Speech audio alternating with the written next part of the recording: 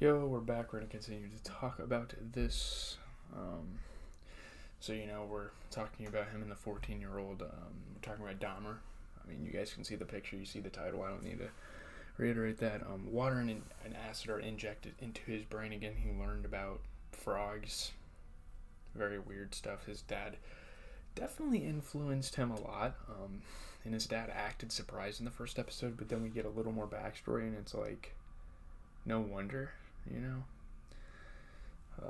Awakening from unconsciousness while Jeff is gone, Connor X staggers through the apartment, out into the hall, and down into the street, where concerned neighbors, led by recurring character Glinda, gather in hopes of lending him a hand. I don't know why they're calling her a recurring character. She was literally Jeffrey Dahmer's neighbor. Like, she's not a character, she's a real person.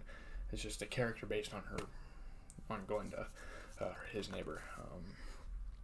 So yeah, he's like distraught. I mean, he doesn't really have any feelings. He's not aware of anything, so he's just kind of like aimlessly walking around the complex, and then walks outside and just like stumbles across the street in his underwear. So Glinda wants to lend him a hand. The cops show up. They call the cops, and they try to get this taken care of.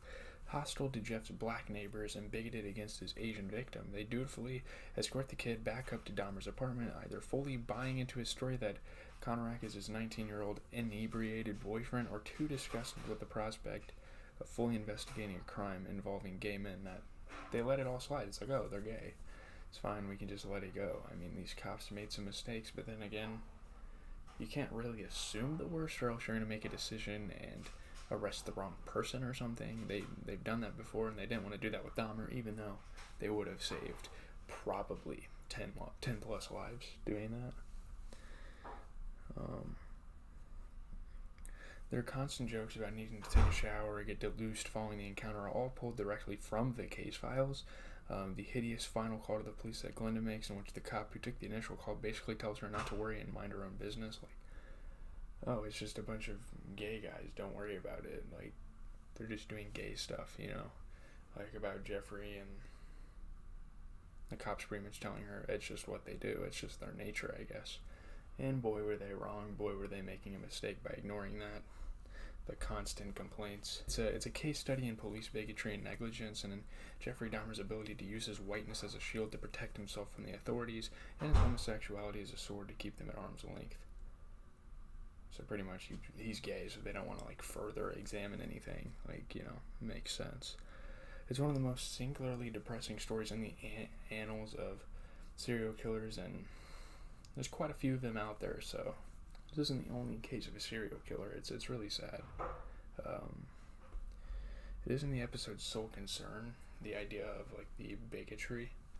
That'll probably be discussed later on in the show, I'm assuming, because it's a big part of the case.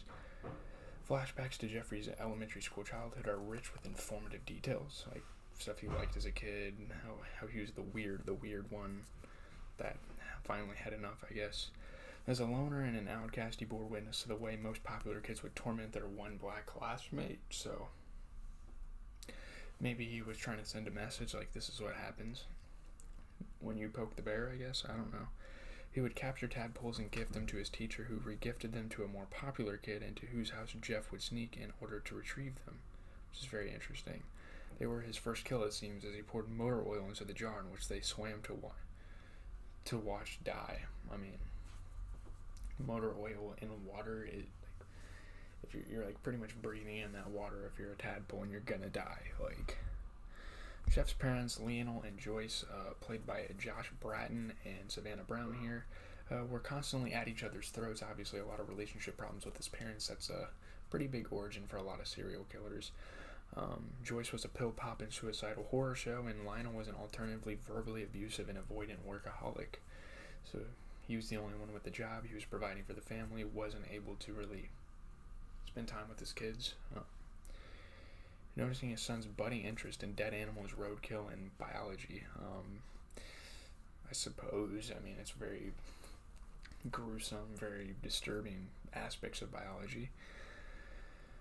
He'd help Jeff dissect dead raccoons retrieved from the side of the road. He's like, oh, look, roadkill, let's get that animal and dissect it. Like, so normal. I mean, I guess his dad thought that was normal. I don't know. It's his way of connecting with his son, I guess, which is why he went along with it, who he feels has never been quite right since a hernia operation in which the anesthesia may have injured the kid's brain. So we do learn that it's a brain hernia and that this could have affected him, but I don't think it played a factor at all. I think this was just a sick individual. Not that this stopped Jeff from calling the ambulance while discovering his mother's latest overdose, while his kid brother screams in his playpen from neglect. Yeah, this guy's fresh. Oh my god. This animal's fresh. Yeah. This is unpleasant upbringing excuse his nightmarish deeds as a teen, and when he made his first kill by murdering a hitchhiker, an incident we'll see eventually, an adult, not really, but we see how he slowly drifted out of the mainstream world as a grown-up. We catch up with him during a lonely and unsuccessful attempt to relocate to Miami after getting out of the Army. Obviously, the draft wasn't going on at the time. I think at the time, it was probably I want to say late 70s, early 80s. In neither place where you could think homosexual if clandestine relationships were readily available did he come out of his shell. He realized, I'm gay, I like men. He was slowly starting to make this conclusion about himself, this revelation.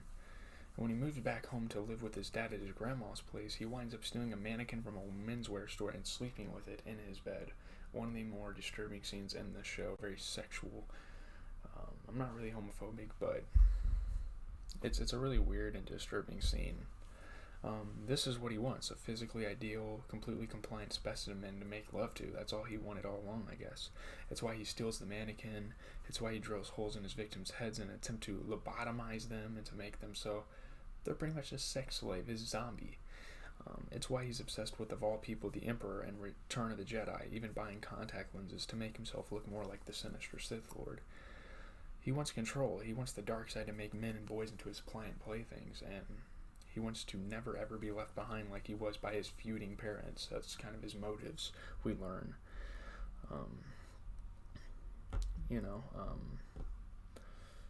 The writers, the directors, they create a gruesome portrait of a broken person who can only find wholeness by breaking other people, quite literally down into their constituent body parts.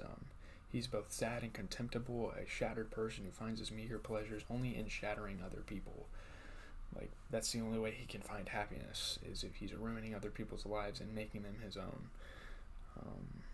The degree of difficulty inherent in handling this material is astronomical, but so far they've pulled it off really well. I think this show is definitely better than the other two documentaries they've made about this guy. I've seen snippets of the other ones, the one played by Ross Lynch, and this one tops it, by far. You're kind of excited for the next episodes, but you feel kind of bad about yourself being excited. You kind of want to see where this 10-episode limited series goes. There's a lot of anxiety, there's a lot of disgust, there's a lot of fear, there's a lot of all of that. You're watching, what do we call this? Crazy good television. We're watching good television. That's what we're gonna leave it as. This is a great depiction of a broken man, and obviously it's not 100% accurate. It's as accurate as we're ever going to get, and something you can definitely appreciate. I don't even know. It's like goosebumps. It's just goosebumps on your arms as you're watching this show.